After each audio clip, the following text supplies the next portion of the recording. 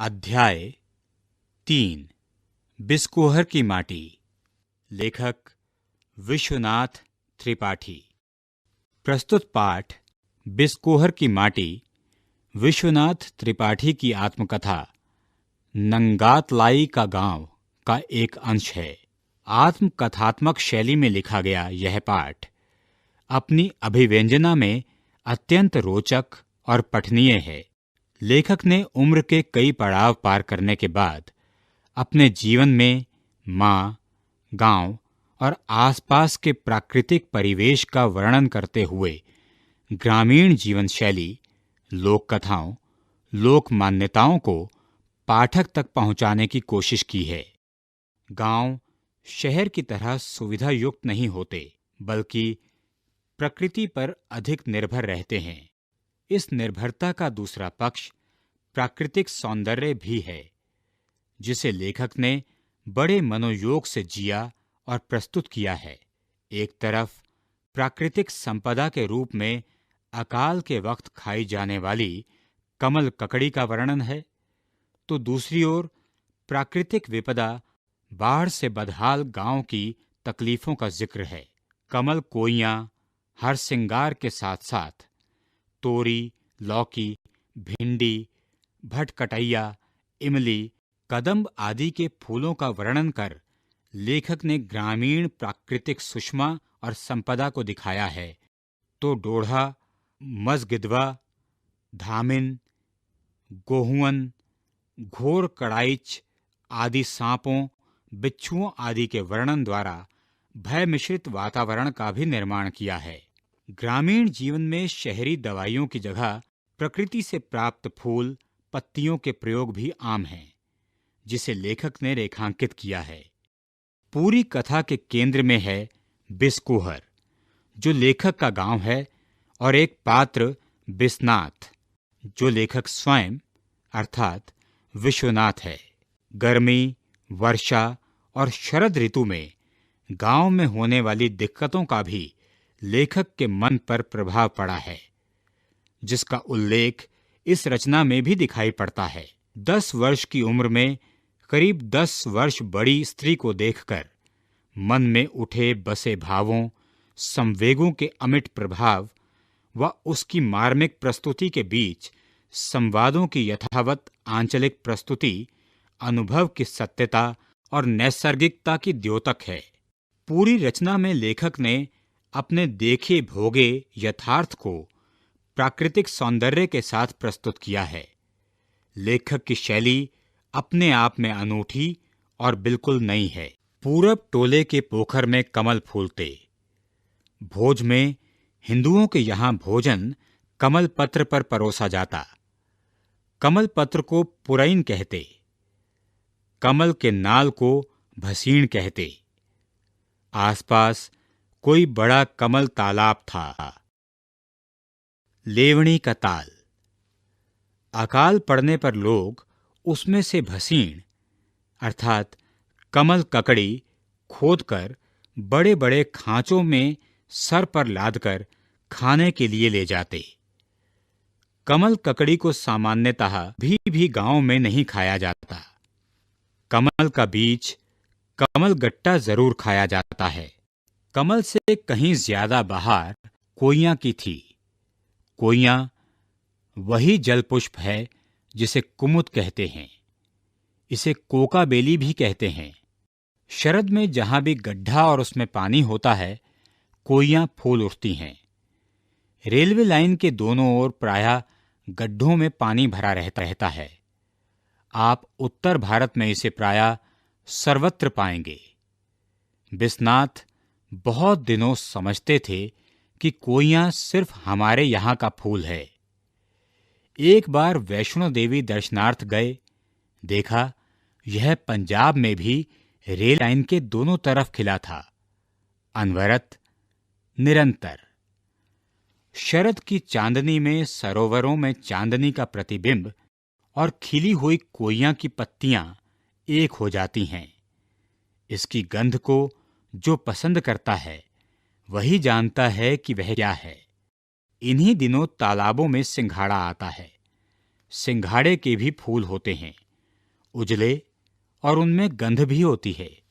बिस्नात को सिंघाड़े के फूलों से भरे हुए तालाब से गंध के साथ एक हल्की सी आवाज भी सुनाई देती है। वे घूम घूम कर तालाबों से आती हुई वह गंध मिश्रित आवाज सुनते। सिंघाड़ा जब बतिया छोटा दूधिया होता है तब उसमें वह गंध भी होती है और शरद में ही हर सिंगार फूलता है। पितरपक्ष यानी पितृपक्ष में मालिन दाई घर के दरवाजे पर हर सिंगार की राशि रख जाती थीं तो खड़ी बोली हुई। गांव की बोली में कुरई जात रही। बहुत ढेर सारे फूल मानो इकट्ठे ही अनायास उनसे गिर पड़ते थे।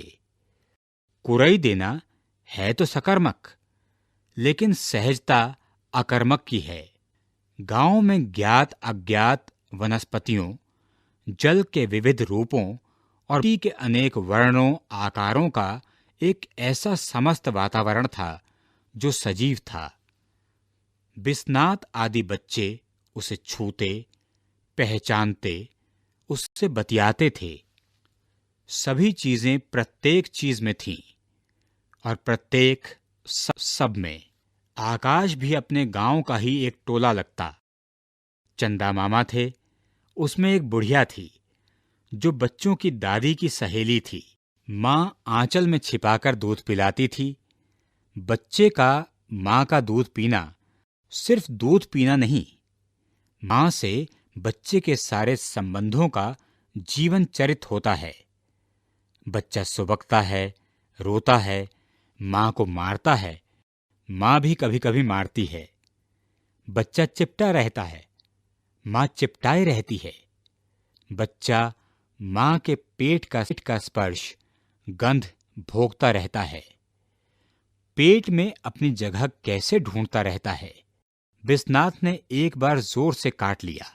माँ ने जोर से थप्पड़ मारा, फिर पास में बैठी नाउन से कहा, दांत निकाले हैं, टीसत है। बच्चे दांत निकालते हैं तब हर चीज को दांत से यूं ही काटते हैं, वही टीसना है। चांदनी रात में खटिया पर लेटी माँ बच्चे को दूध पिला रही है। बच्चा दूध ही नहीं, चांदनी भी पी रहा है। चांदनी भी माँ जैसी ही पुलक स्नेह ममता दे रही है। माँ के अंक से लिपटकर माँ का दूध पीना जड़ के चेतन होने यानी जन्म देने की सार्थकता है। पशु माताएं भी यह सुख देती पाती होंगी और पक्षी अंडज। यह बिस्नात ने बहुत बाद में देखा समझा। दिलशाद गार्डन के डियर पार्क में जब बतखें होती थीं, बत्तख अंडा देने को होती तो पानी छोड़कर जमीन पर आ जाती। इसके लिए एक सुरक्षित कांटेदार बाड़ा था।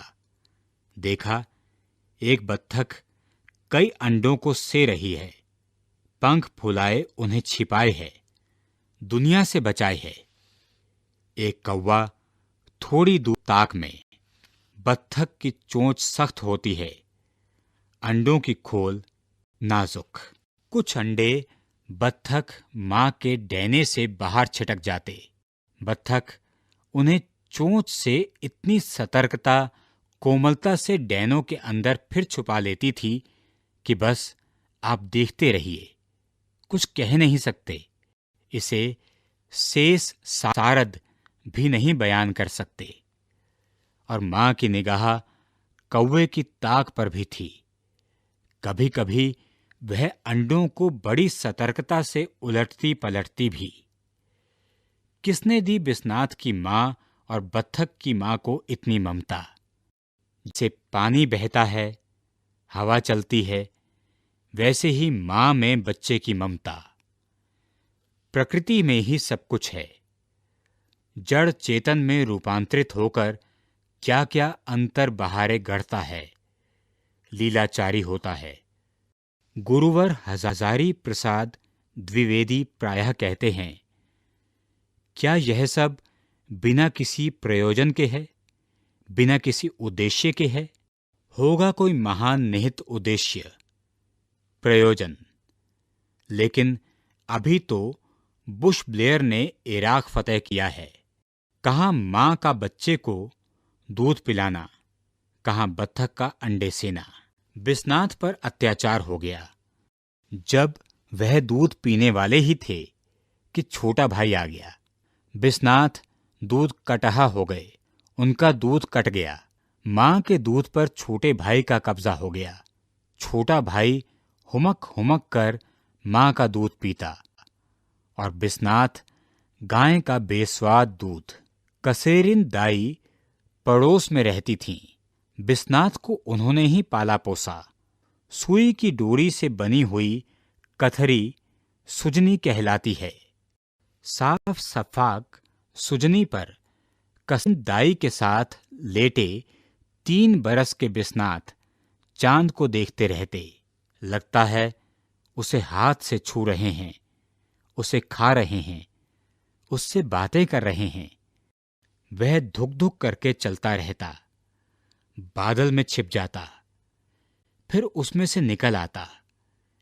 इमली के छतनार पेड़ के अंतरालों से छनकर चांदनी के कितने टुकड़े बिखरते। शीशम की फुनगी को चांदनी कैसे चूमती। फूलों की बात हो रही थी, कमल, कोइयां, हर सिंगार की। लेकिन ये तो फूल हैं और फूल कहे जाते हैं। ऐसे कितने फूल थे जिनकी चर्चा फूलों के रूप में नहीं होती, और हैं वे असली फूल।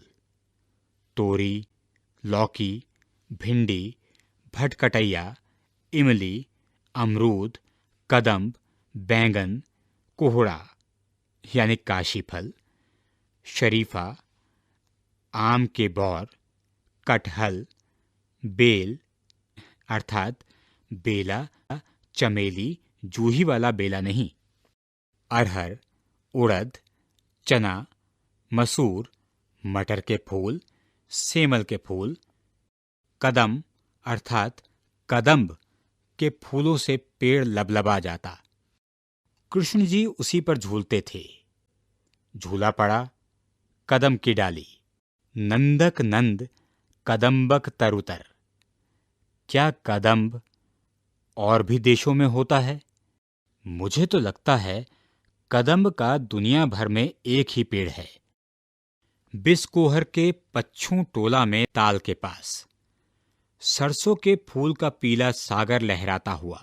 खेतों में तेल तेल की गंध, जैसे हवा उसमें अनेक रूपों में तैर रही हो। सरसों के अनवरत फूल खेत सौंदर्य को कितना पावन बना देते हैं। बिस्नात के गांव में एक फल और बहुत इफरात होता था। उसे भरभंडा कहते थे। उसे ही शायद सत्यानाशी कहते हैं। नाम चाहे जैसा हो, सुंदरता में उसका कोई जवाब नहीं। फूल पीली तितली जैसा। आंखें आने पर माँ उसका दूध आंख में लगाती और दूबों के कारण अनेक वर्णे छोटे छोटे फूल। बचपन में इन सबको चखा है, सूंघा है, कानों में खोसा है। और देखिए, धान, गेहूं, जौ के भी फूल होते हैं। जीरे की शक्ल में भुट्टे का फूल। धान के खेत में और भुट्टे की गंध जो नहीं जानता, उसे क्या कौन समझे। नवल शुक्ल की एक कविता है, फूल खिले खिले फूल, धान फूल, कोदो फूल, कुटकी फूल खिले, फूल खिले खिले फूल, गोभी फूल, परवल फूल, करेला, लौकी, खेकसा, मिर्ची फूल खिले। फूल खिले खिले फूल, खीरा फूल, तोरई फूल, महुआ फूल खिले। ऐसी हो बारिश, खूब फूल खिलें। घास पात से भरे मेढ़ों पर, मैदानों में, तालाब के भीटों पर नाना प्रकार के सांप मिलते थे। सांप से डर तो लगता था, लेकिन वे प्रायः मिलते दिखते थे। डोढ़ा और मजगिदवा विषहीन थे। डोढ़ा को मारा नहीं जाता, उसे सांपों में वामन जाति का मानते थे। धामिन भी विषहीन है, लेकिन वह लंबी होती है। मुंह से कुश पकड़कर पूंछ से मार दे तो अंग सड़ जाए।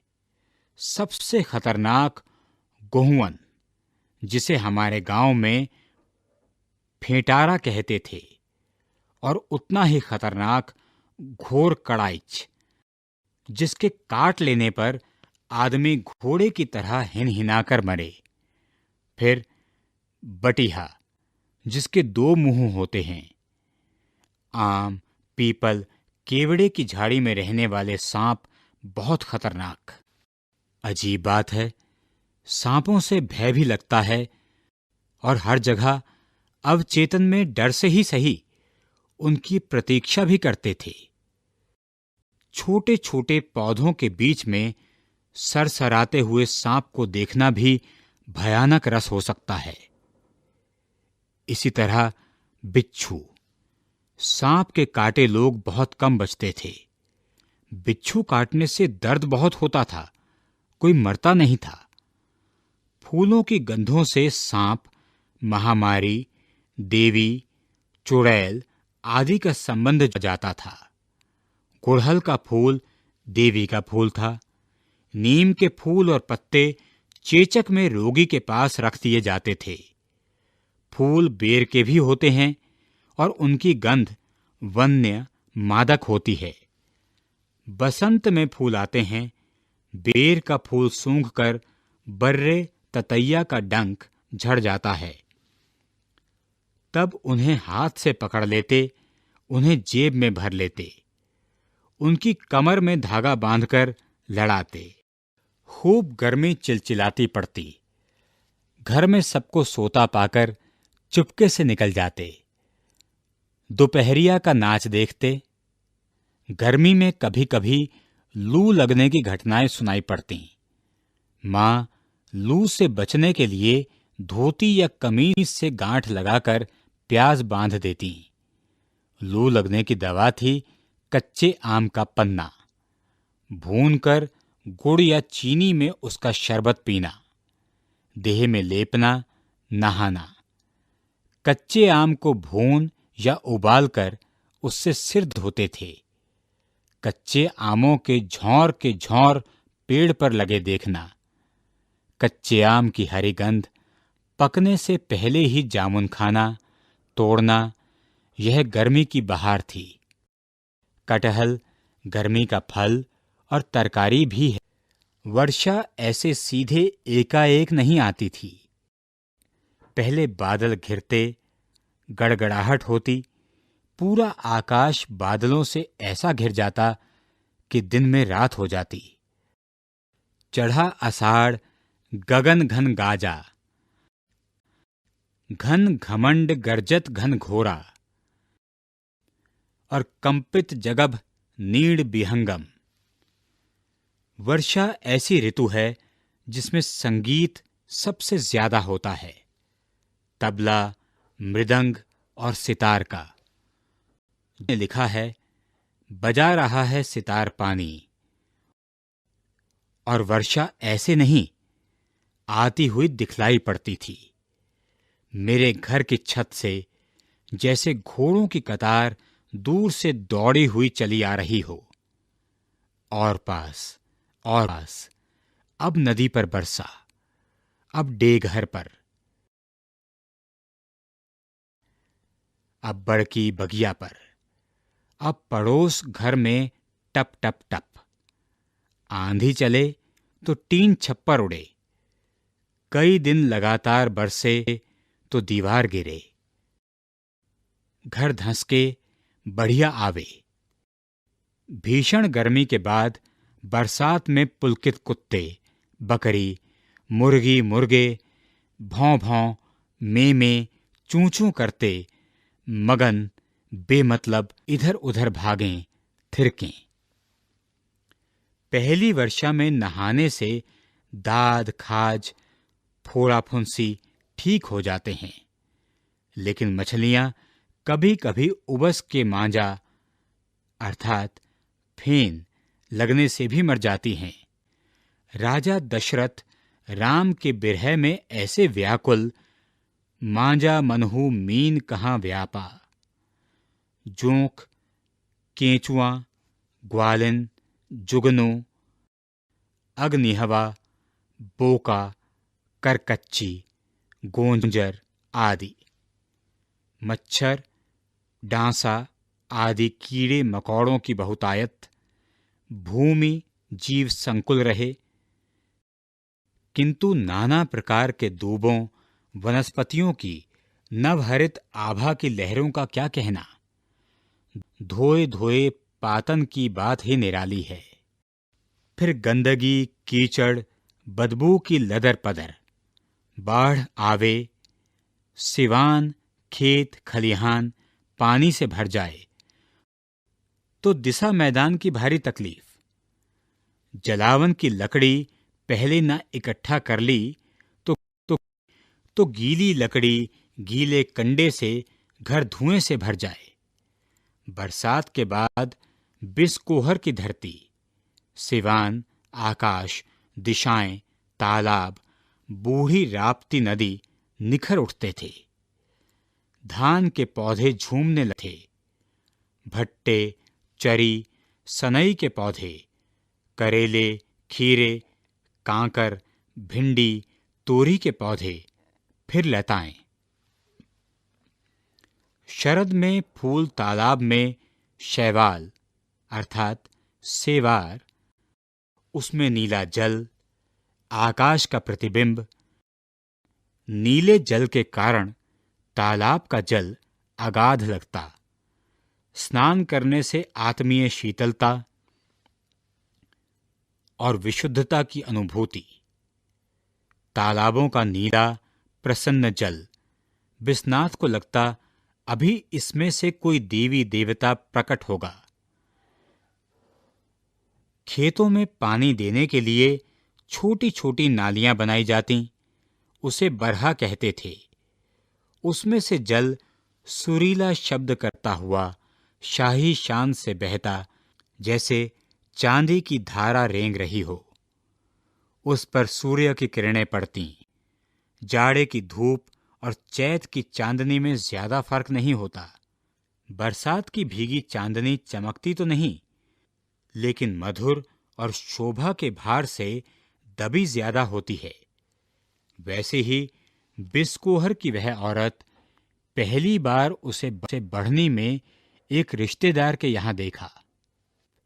बिश्वनाथ की उम्र उससे काफी कम है। ताज्जुब नहीं 10 बरस कम हो। बिश्वनाथ 10 से ज्यादा के नहीं थे। देखा तो लगा चांदनी रात में, बरसात की चांदनी रात में जूही की खुशबू आ रही है। बिस्कोहर में उन दिनों बिश्वनाथ संतोषी भैया के घर पहुंच जाते थे। उनके आंगन में जूही लगती थी। उसकी खुशबू प्राणों में बसी रहती थी।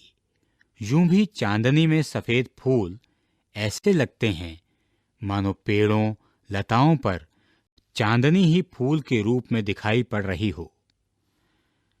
चांदनी भी प्रकृति, फूल भी प्रकृति और खुशबू भी प्रकृति।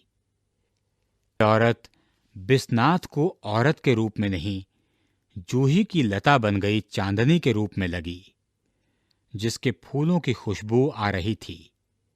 प्रकृति सजीव नारी बन गई थी और बिश्वनाथ उसमें आकाश, चांदनी, सुगंधी सब देख रहे थे। वह बहुत दूर की चीज इतने नजदीक आ गई थी।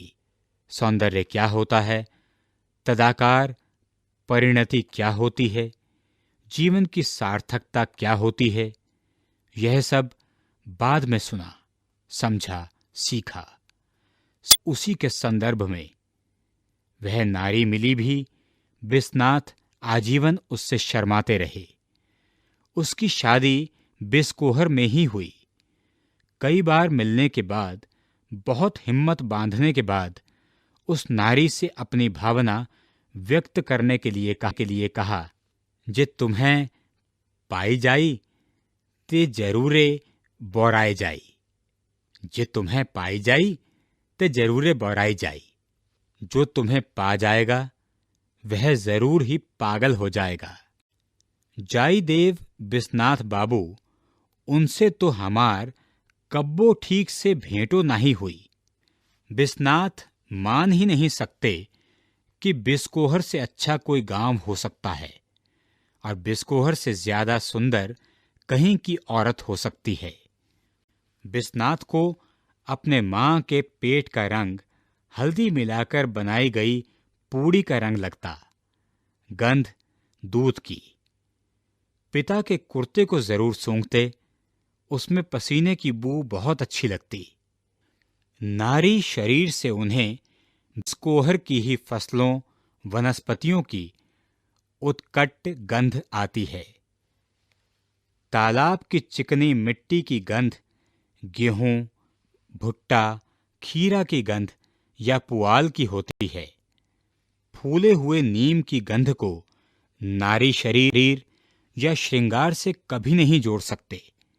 वह गंध मादक, गंभीर और असीमित की ओर ले जाने वाली होती है। संगीत, गंध, बच्चे बिस्नाथ के लिए सबसे बड़े सेतु हैं काल इतिहास को पार करने के लिए। बड़े गुलाम अली खां साहब ने एक पहाड़ी ठुमरी गाई है, अब तो आओ साजन। सुने अकेले में या याद करें इस ठुमरी को तो रुलाई आती है, और वही औरत इसमें व्याकुल नजर आती है। अब प्राप्ति की कितनी और कैसी प्राप्तियां होती हैं। वह सफेद रंग की साड़ी पहने रहती है, घने काले केश संवारे हुए है, आंखों में पता नहीं कैसी आर्द्र व्यथा है। वह सिर्फ इंतजार करती है। संगीत, नृत्य, मूर्ति, कविता, स्थापत्य, चित्र, गरज की हर कला रूप के आस्वाद में वह मौजूद है। बिस्नाथ के लिए हर दुख सुख से जोड़ने की सेतु है। इस स्मृति के साथ मृत्यु अजीब तौर पर जुड़ा हुआ है। भसीण, कमलनाल, कमल का तना, कुमुद, जलपुष्प, कुइयां, कोकाबेली, सिंघाड़ा, जल फल, कांटेदार फल जो पानी में होता है। बतिया, फल का अविकसित रूप। प्रयोजन, उद्देश्य, कथरी, बिछौना, साफ सफाक, साफ और स्वच्छ। इफरात, अधिकता।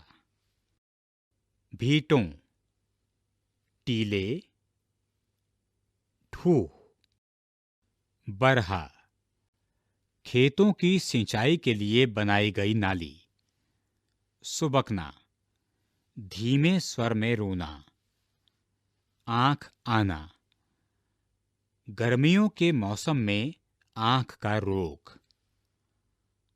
थिरकना, नाचना। अगाध, भरपूर। आर्द्र, नमी।